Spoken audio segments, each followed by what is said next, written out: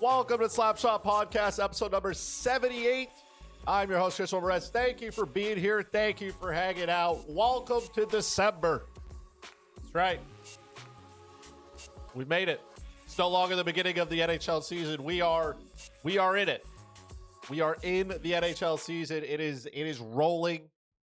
Holiday season is here. I have my Santa hats.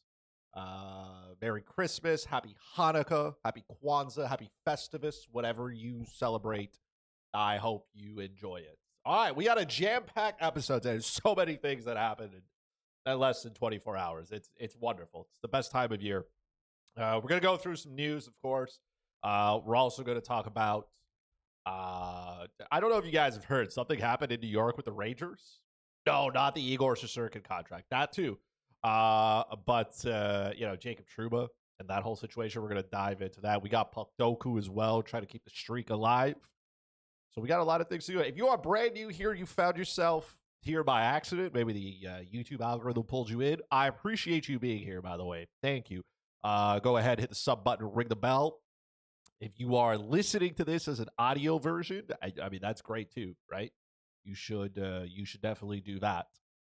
But go ahead and like or follow or subscribe, whatever they call it on your platform. It's on Apple Podcasts. It's on Google Pods, Podbean, Spotify, wherever you enjoy your podcast. Go ahead. Like there. If you're not following me on X, make sure you do so at FuzzyChris91. The podcast as well at Slapshot Podcast. Go ahead and get that. That could be my Christmas gift from you, right? There you go. If you're thinking about getting me a gift, I have everything I need. Just go out there, hit the like button, hit the sub button. Thank you. All right, let's dig into some things that are happening, right? I don't know if you guys have been aware. Some stuff has happened in the NHL. Let's start with Igor Shesterkin.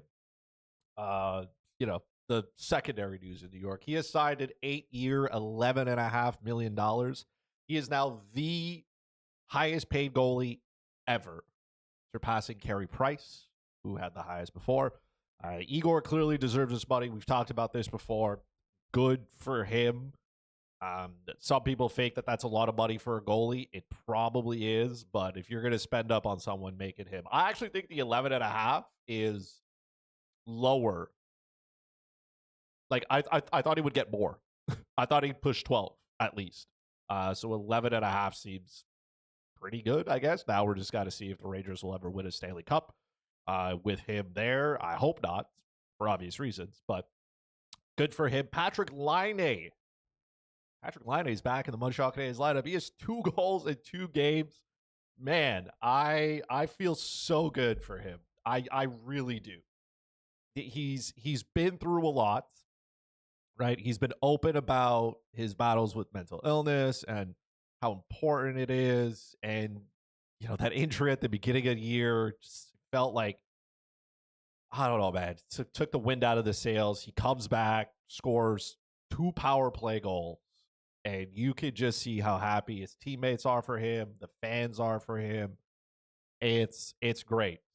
It's absolutely great. Good for Patrik Laine. Man, I hope he can stay healthy and help the Montreal Canadiens out here. I would like the Montreal Canadiens to finish last to get a good pick, but I mean, if he's going to go out there, score goals, and they're going to win games, why not? The 4 Nation rosters, by the way, have been announced. We've talked about this on previous episodes, which you've already watched, of course. We're going to talk about some snubs here. Let's start with USA, because USA had a couple here. Team USA, there's no Clayton Keller, no Cole Caulfield, no Tage Thompson. I understand maybe. I'm not exactly surprised that Cole Caulfield didn't make it, right? Although he leads all U.S.-born players in goals this season, but who am I to talk about that? Clayton Keller was a little bit of a surprise. I thought he should have been there. Tage Thompson, for me, being left off that roster is criminal, man. Homie can play down the middle. He can play the wing. I mean, big-bodied guy. I don't know. I'm not going to take anything away from Vincent Trocheck from being there. I have no idea why Chris Kreider made that team. because you could easily replace Chris Kreider with Tage Thompson and get about the same result. So the USA definitely making some choices here. But on paper, this is probably the best team in terms of their defense, their goaltending. Their offense is still good. So again, for Cole Caulfield, it's just they have guys on that team that can score goals, right? That there's no shortage of those players. So it's not like Cole Caulfield is going to go out there and kill penalties. He's not a two-way player. So it is what it is. That's fine. Canada, though, also had some snubs, and these ones bother me a lot. Connor Bedard and Nick Suzuki. Let me start with Connor Bedard. I know that he's having a difficult season, right? Luke Richardson also got fired, so I mean, like Connor Bedard is still an elite talent. Okay, let's not get it twisted. And he wins Rookie of the Year. I don't know if you want to call this a sophomore slump. He's not scoring as many goals, but I feel like that's less on Connor Bedard and more on the fact that he plays for the Chicago Blackhawks. That Blackhawks team has no support. There's nobody there to help him. So it's real easy for opposing teams to just say, hey, we're going to make life for this kid real tough. And that's what they do. They take him away. Who else on that team is going to go out there and score goals? Like, who else? What is it? Is it Nick Foligno? Is it Taylor Hall? Tyler Bertuzzi? Those guys aren't doing anything. Connor Bedard's the guy to watch. So I think he could have definitely thrived on Team Canada's team because he's not the guy. First off, you could move him to the wing, right? He doesn't have to play center because there are more than enough talented centers for Canada here. So I would have liked to have seen him play with guys like McDavid, guys like McKinnon. You imagine a power play with those guys for Canada? I guess we'll never know, but that's definitely a snub. This one here irked me quite a bit, and that is Nick Suzuki. Now, some of you think he shouldn't be there, right? Because he's not elite. Some of you need to give your head a shake because he is elite, right? Nick Suzuki plays a ton of minutes on a terrible hockey team and is a great two-way player. I can't stress this enough. Now, I'm not saying he's a top 6 guy for Canada, right? Probably not. But he could go out there and play certain situations. He can play against the opposing team's best players. He does it every night. I don't know why he is not. And look, I get that other guys like Anders Lee, make the team and all that stuff. And that's fine. I'm not, there are lots of choices. But to me, he should have been there. There's no question about it. Not going to take anything away from a guy like Anthony Cirelli because he's having a great year in Tampa Bay. Nick Suzuki is better than Anthony Cirelli, both offensively and defensively. Now, apparently, according to Darren Dreger, the reason was Canada was upset that Suzuki didn't go to the World Championship last year.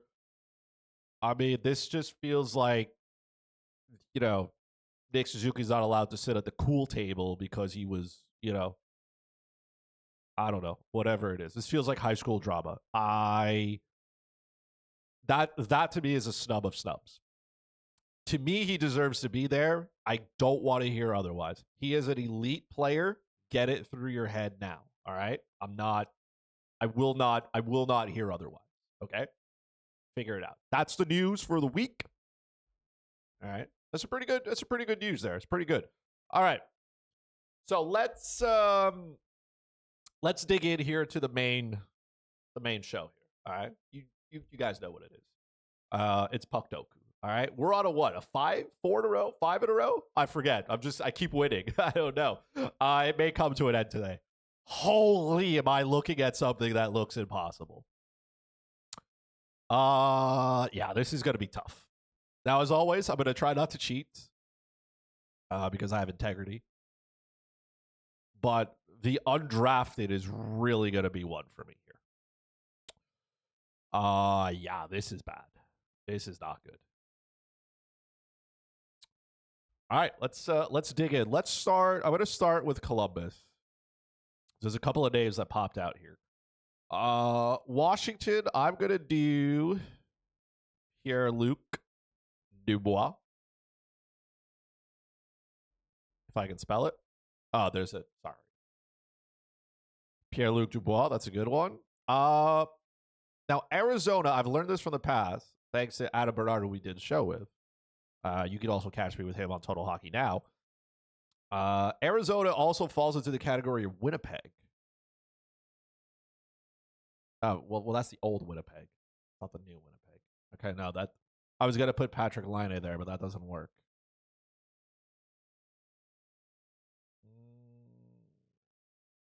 No, it doesn't work. Okay, it's not good. This is a tough start, man. Imagine I would have lost it there on the second one to Patrick Laine being here. Like, it's because this is the old Winnipeg Jets, right?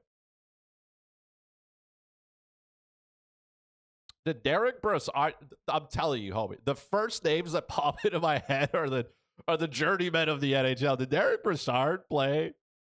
Did he play with Arizona? I know he played in Columbus. Let's just try it. Oh, he did. Oh. Journeyman Derek Brassard. Well done, bud. All right. Undrafted players. Oh my. Devils and Capitals, I feel like there should be some players here.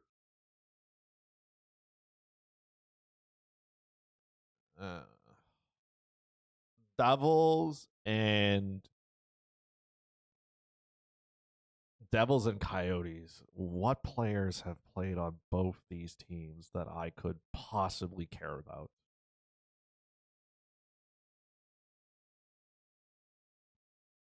Undrafted players, I feel like is going to be really hard because, like, I'm trying to think of guys like fourth liners, guys may have played just one game in the NHL, kind of stuff like that. There's not that many undrafted players.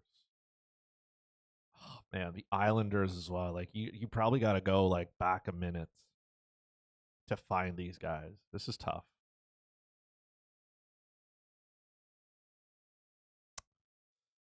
I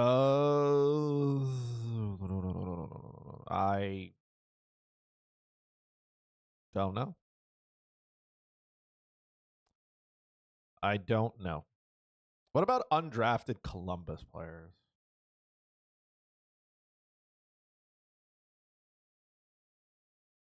I don't know. It's not looking good, fam. It's not looking good. We're probably gonna chalk this up as an L unless I start finding some really, really, you know, good ideas here. Oh.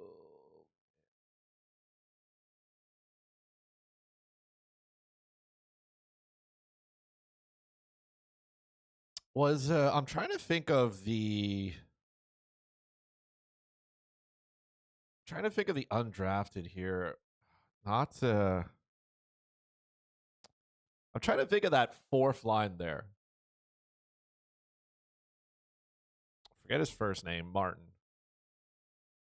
I mean, of course, there's like Matt Martin. Do you think Matt Martin was drafted?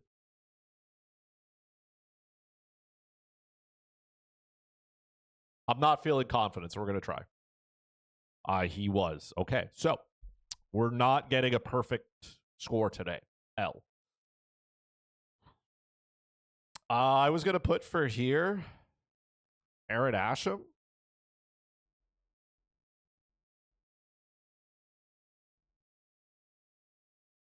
Was he undrafted? No, he was drafted. I have no idea. I haven't been this bad in a minute. I have not been this terrible in a long time. But I guess the Puckdoku gods were like, hey, you've had enough easy ones. Devils? Devils and Coyotes. Oh, man.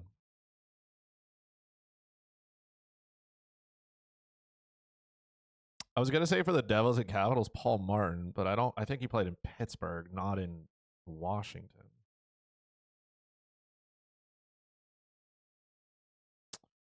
Islanders and Capitals, I feel like I would have never got. Same thing here with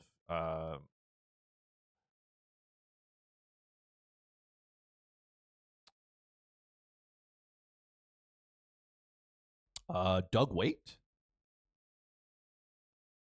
No. Okay. Just, jeez. It's just one bad. It's just Doug. Oh, I'm thinking of Keith. Wow, Doug Waite didn't play there. I got 4 shots left, and we're nowhere near completing this.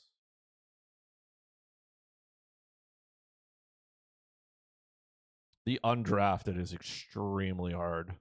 I'm not good. Devils?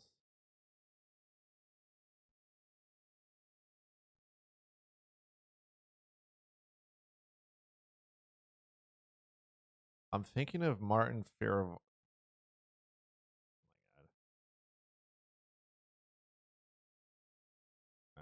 my god. Hold on.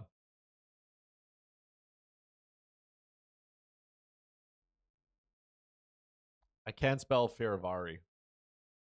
Hold on. I'm not cheating.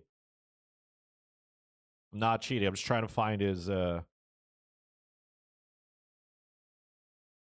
is he a capital now? I know he's a capital.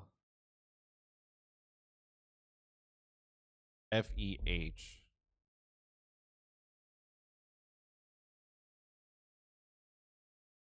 What about Eric Fair?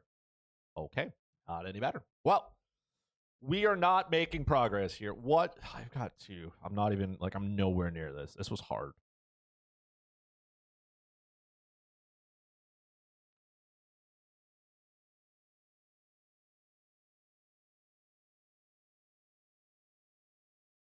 What Devils player would have been undrafted?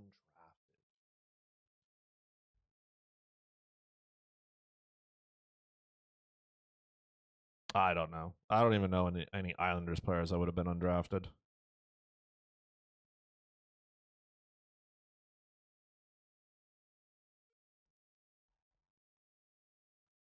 Palmera? No. Okay. Well, do we just send this into the abyss?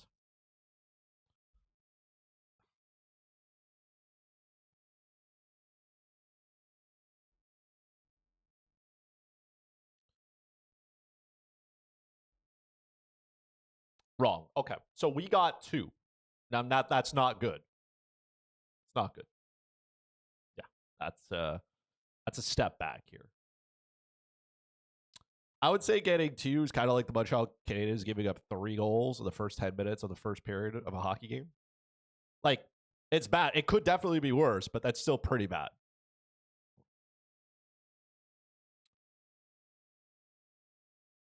Oh my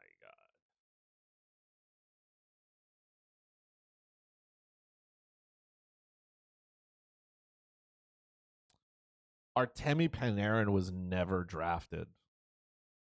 He's right. Jaromir Jagr did indeed. Jaromir Jagr played with the Devils? He did. Zdeno Chara. I forget he was a Islander to start. Andrew Ladd. That makes sense. Taylor Hall. Of course, how could I forget his short stint in Arizona? He also played in Buffalo. Brian Rafalski was undrafted. Dwayne Rolls said as well. Well, look, I'm gonna keep it a stack here. I would have never gotten that. I could have kept going, and I would have never gotten that. Max Domi as well. That would have been Sergei Fedorov. Okay, well, yeah, that was a big shout out to myself there. That was an L. If I've ever seen one myself. Okay, well, let's just forget that one ever existed. Let's just not talk about it. All right, we're good. All right, let's move on to something that I can talk about that I should do well here. Let's talk about Jacob Trouba and everything that went down Friday between him, the New York Rangers, and now his new team, the Anaheim Ducks. The Anaheim Ducks are in Montreal Monday, and that's going to be his first game. He's going to meet the team there. He's going to meet Anaheim in Montreal. Yay. I thought we were getting rid of Jacob Trouba, but apparently we get to see him one more time. So if you're living under a rock, you have no idea what happened. Jacob Trouba's been fallen apart here. And the New York Rangers have been trying to move him since the summer, right? Over the summer, they wanted to move him. He would not waive his no trade clause. He's like, I don't want to go. I want to stay here. He had to submit, so he had a no trade clause, modified no trade clause, where he would have to submit 15 teams that he doesn't want to go to. Okay? And apparently the teams that want to acquire Jacob Trouba are not on his list of where he wants to go. Now, the reason Trouba exercised this was because his wife is in residency. She's in medical school in New York. He's like, hey, I want to stay close, which is a perfectly valid reason to do so. Okay? Now, players, right, they exercise their rights and stuff like that. Let's start with looking at Jacob Trouba and, like, his overall stats. Okay? So this is from Jay Fresh, right, over on X. Make sure you follow this. He's got great cards, great, advanced analytics here, right? Like, Jacob Trouba's not getting better, right? Homie's 30. I thought he was like 36. He's got 2 years left at $8 million. In real money, it's 6. So the Anaheim Ducks, they move higher, right? Higher to the cap, right? Without actually having to spend that money. He's not a very good defenseman anymore, right? His EV, even strength defensive skills at 26 is not good. He's not getting better. He doesn't score goals. He has exactly 6 points in 24 games this year. He's played a career low 20 minutes a night. Okay? So he was traded to Anaheim for a player and a 4th round pick. Now, here's the part that gets me. Shout out to Chris Drury, New York Rangers GM, for being able to move Trouba, a player who didn't want to go there, and not have to retain any salary. They move $8 million off the books, which probably helped them being able, because an hour later they signed Shesterkin. So that's probably, that's some good deal there, right? You move 8 out the other way, 11.5 the other way. That's pretty good. That's pretty good. Solid work here from Chris Drury to trade a player that they didn't want and not have to retain any money. And they got a pick. I know it's a 4th round, but still. Bad teams stay bad, and the Anaheim Ducks are going to be bad for 100 years because they keep making these shitty deals. I don't know what Verbeek was thinking there, but giving up a player and an asset for Jacob Trouba is definitely a way to live life. Definitely a way. Now, I would have thought the Raiders would have to move a pick so they could take the whole salary. No. Anaheim's like, here's one. Here's an extra one. That's how bad we are. Now, there are multiple teams apparently that were in on him. Okay? A lot of them being not very good, right? The Buffalo Sabres rumors, the Detroit Red Wings, the Columbus Blue Jackets, who apparently also had a deal on the table. And Jacob's like, I'm not going to Columbus. Now, this isn't the first time a player has been like, hey, I'm not going to Columbus. So it is what it is. Okay? Now, it's how we get to this trade that kind of got everybody fired up. Because the New York Rangers basically told Trouba, hey, you're going to waive your no-trade clause to go to these teams that we have deals with, or we're going to submit you on waivers, and then every team's going to get you, and you're going to have no say into where you're going. Right? So, look, that's definitely a way to strong-arm a player into doing something. Okay? And this is the part I want to focus on here, because Jacob Trouba is, I'm sure he's a great guy. And he, there's nothing wrong with exercising your right. And I'm going to say the same thing for the New York Raiders here. I know there's a lot of talk about feelings and how you treat players and yada, yada, yada. The NHL is a business. Don't you ever forget it. Okay? And let this serve you as a lesson, right? Even in the real life, right? Loyalty only goes so far until a decision has to be made, right? Like, Chris Drury can't just deal with teams that he wants to go to, right? Like, maybe those teams don't want him. And Anaheim obviously adds a guy on the back end. Now he's going to play with Gudas. So, probably a lot of elbows flying on that back end. But to me, the part that gets me here is Aaron Ward's tweet. And now, Aaron Ward is a former player, as you know. Okay? And I get where he's coming from. Okay, I'm going to read it to you. So, to remove the expected hate from one fan, I will make this general about any franchise. Using waivers to bypass an earned benefit that the team used in negotiations to attract a player with a benefit that they earned is a effing joke, CBA loophole, and douche move, period. Now, I would not expect a player to side with teams, especially when you're strong-arming a player into doing what you want to do, okay? It'd be no different. It's like when Alan Walsh stands up for all his players. Yeah. That's what, is there some bias here? Probably. And I'm not surprised that there is, right? He's a former player. I guess he may have had a no-trade clause at some point. These are negotiated rights that players want. It provides them some protection. Now, there are all different types of ways, okay? And I get what Aaron Ward is saying here. He's like, hey, it's a douche thing, and it's strong-arming a player into doing what you want. It's circumventing the no-trade clause. Now, for those of you who don't know, there are different types of clauses. There is a no-trade clause, right? Modified no-trade clause, and then you got to waive it. There's also what's called a no-movement clause, which is where it prevents a team from doing exactly what the New York Rangers threatened to do to him, which is put him on waivers. You can't do that, right? You can't move him. Now, elite players usually get no movement clause. You got to tell them where they're going, and they got to waive it. You know what I mean? It is what it is. He didn't get it. So at a certain point, I'm like, the New York Rangers have to do what's best for the New York Rangers. There is no loyalty here. As a wise man once said, if you want loyalty, get a dog. That man was Marc Bergevin. And you know what? He's right. That's why I got Milo.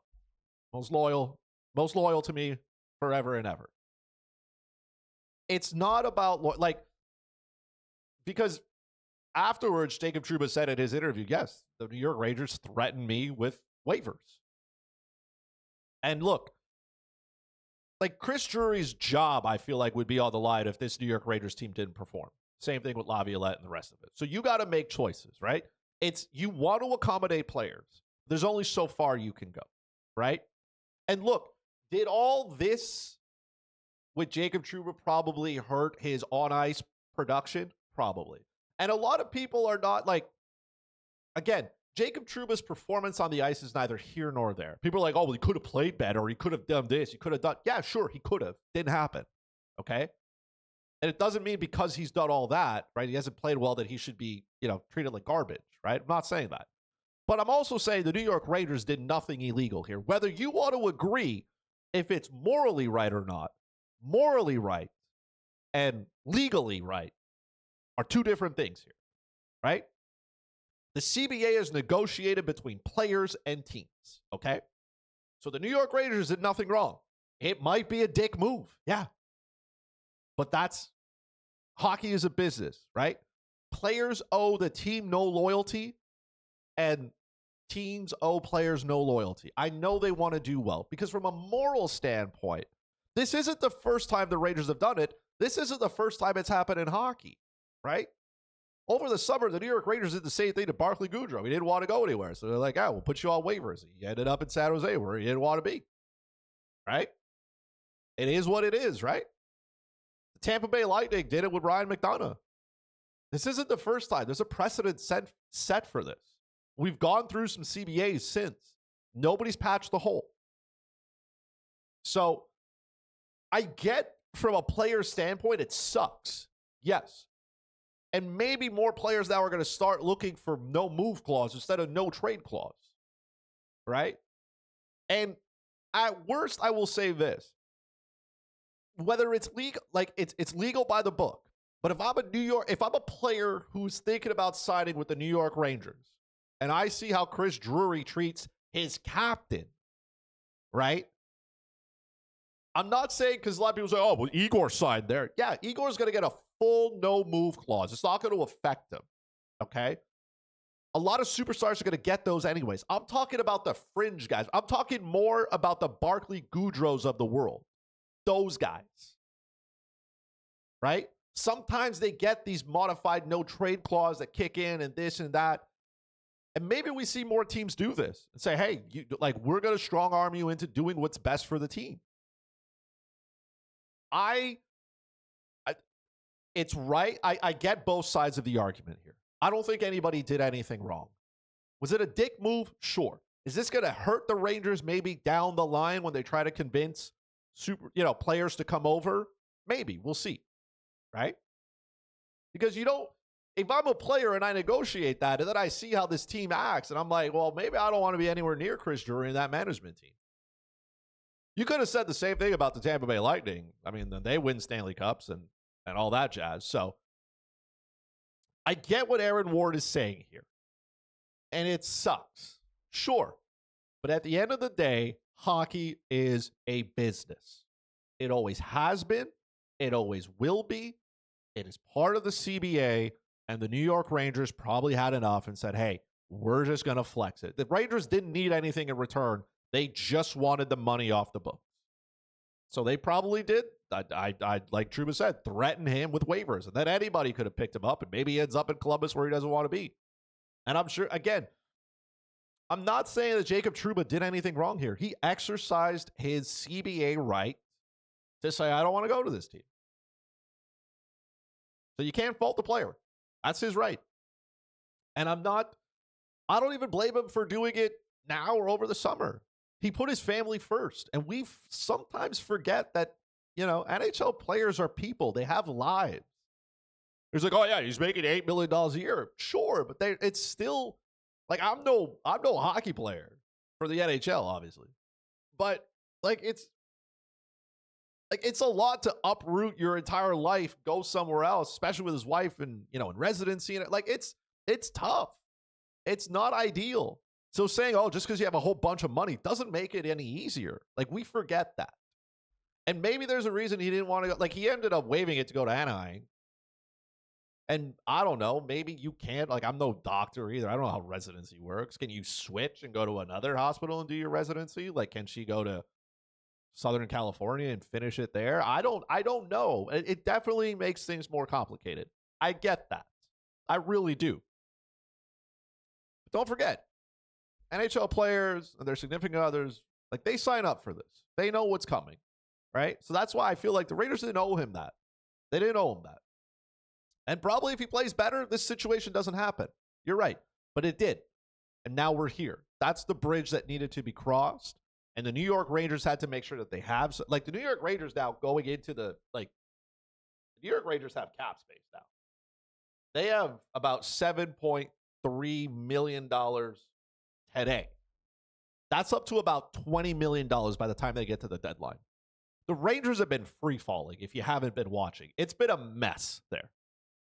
So things needed to be done. The Rangers have done what they needed to do. And there's probably going to be more trades, by the way. And again, if I'm a player on the New York Rangers, I probably don't feel very comfortable right now. Because again, even if I have a no trade clause, that team doesn't seem to really care about how it works. And like I said, maybe that hurts business down the line for them. Maybe they win a Stanley Cup and all of this is moot and it doesn't matter. And it's still New York. And players still want to play in New York, right? Artemi Panarin went to New York when he left Columbus, even though they were offering him more money. It's the same thing in free agency when players choose to go somewhere else for whatever reason, right? Loyalty to your employer is the worst thing you can do, whether it's in the NHL or in your everyday life. If you want loyalty, you get a dog. You don't trust management and the rest of them. They're not loyal to you. They don't have to be. And you don't have to be to them either. Again, we see players sometimes who say, hey, man, if you trade me here, I'm just not going to report.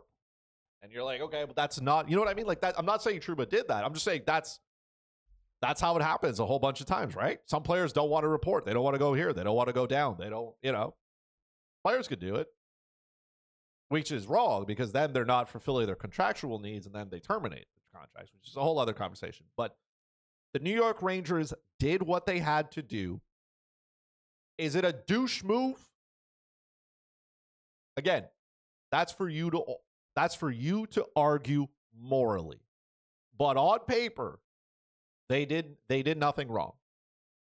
So I can understand both sides of this conversation. I really do. I can understand it. Because Aaron Ward's a former player. He's probably not happy about it. And I'm sure player agents aren't happy about it either. And I'm sure a lot of GMs in the NHL are saying, hey, man, we did what we had to do within the rules.